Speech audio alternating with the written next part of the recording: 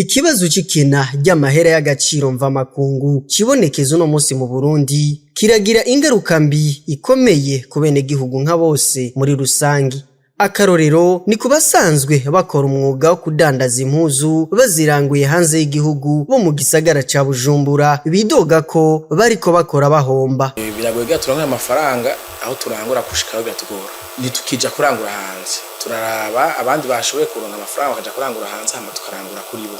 Nivyo ntivyoroshe kuyaronka, biratuvuna, birazimvye, ariko nyene nta kundi turi oblige gukora muri ubwo buryo. Mu bihe nk'ibi abantu benshi barahomba, gukuravye ibe y'idolari ririko hama naho urondera ntiworironka, biragoye cane gukora ngo wunguke. Bakabona ko hakwiriye icokorwa kugira ico kibazo gitorega umuti kuko vyatumye n'abaguzi bagabanuka. Ubunye nta bakiriya bahari kabisa, nta bakiriya bahari muri domaine kandi bazikora muri domaine zose. Mu bantu bose bakoresha bakora ibintu vyo kudandaza mu bintu bimporta hanze bakakora mu gihugu c'u Burundi. Rema abakiriya baragabanutse sinka kera.